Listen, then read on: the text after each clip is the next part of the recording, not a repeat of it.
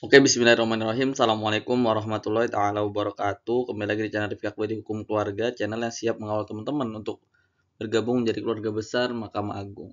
Soal nomor 551. Apabila terjadi perkawinan dalam keadaan ihram atau wali nikahnya masih berada dalam ihram, maka A. Perkawinannya tetap sah, hanya berdosa. B. Perkawinannya tetap sah, akan tetapi harus melakukan pernikahan ulang. C. Perkawinannya tidak sah. D. Perkawinannya dapat dibatalkan.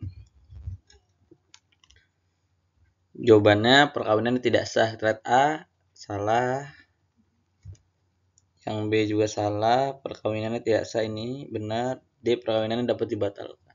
Salah. Jadi jawabannya yang C. Bisa dilihat jawaban di kompilasi hukum Islam ya. Pasal 54. Selama seseorang masih dalam keadaan ihram, tidak boleh melangsungkan perkawinan dan juga boleh bertindak sebagai wali nikah.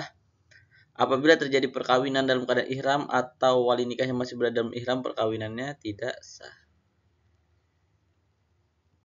Soal nomor 552.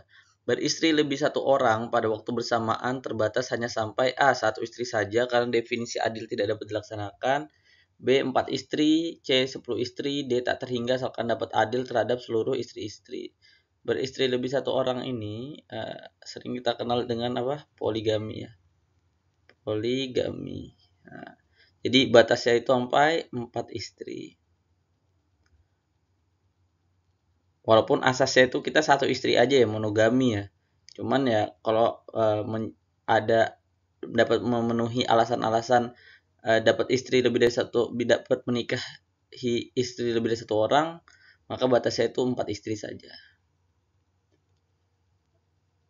Oke, di sini ya, masih di kompilasi hukum Islam beristri lebih satu orang. Beristri lebih satu orang pada waktu bersamaan terbatas hanya sampai 4 istri. Soal nomor 553. Yang bukan alasan pengadilan agama memberikan izin kepada seorang suami yang akan beristri lebih dari seorang adalah A. Istri tidak dapat menjalankan kewajiban sebagai istri. B. Istri mendapat cacat badan atau penyakit yang tidak dapat disembuhkan. C. Istri tidak dapat melahirkan keturunan. D. Istri berpindah agama.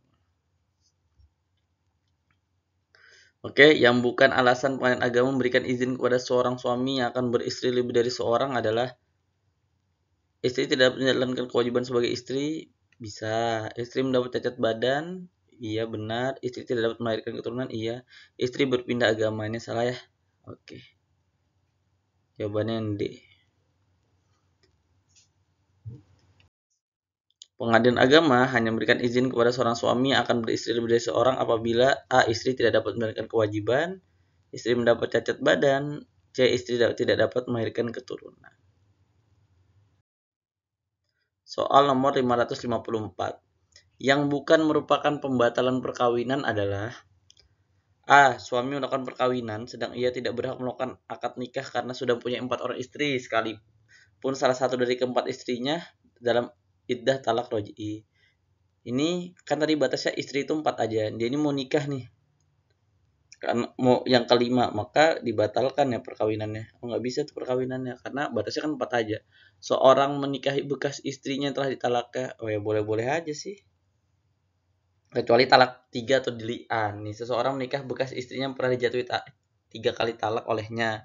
Kecuali bila bekas istri tersebut pernah menikah dengan pria lain kemudian bercerai lagi ba'da dukhul dan pria tersebut dan telah habis masa iddahnya. Jadi kalau dia sudah pernah dijatuhi 3 kali talak tapi belum menikah dengan pria lain, maka ini bisa dilakukan pembatalan perkawinan. Terus perkawinan dilakukan antara dua orang punya hubungan darah, ya bisa dibatalkan ya perkawinannya. Jadi yang nggak bisa dibatalkan itu apabila seorang menikahi bekas istrinya telah ditalaknya. Talak 1, talak 2 ya.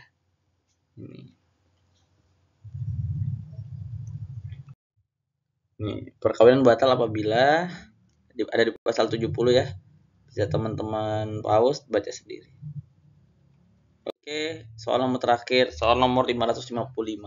Apabila terjadi cerai mati, maka titik harta bersama menjadi hak pasangan hidup yang lebih lama. A. Separuh, B. 2/3, C. Seluruh, D. 1/3. Jadi kalau terjadi cerai mati, maka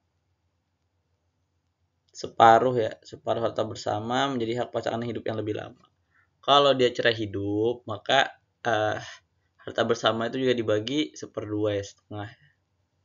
Oke, mungkin itu saja yang dapat saya sampaikan. Kita ngeliat jawabannya dulu. Oke, di sini ya. Apabila terjadi cerai mati, ini tetap di KHI, maka separuh harta bersama menjadi hak pasangan yang hidup yang lebih lama. Kalau ada kekurangan, mohon maaf. Wassalamualaikum warahmatullahi wabarakatuh.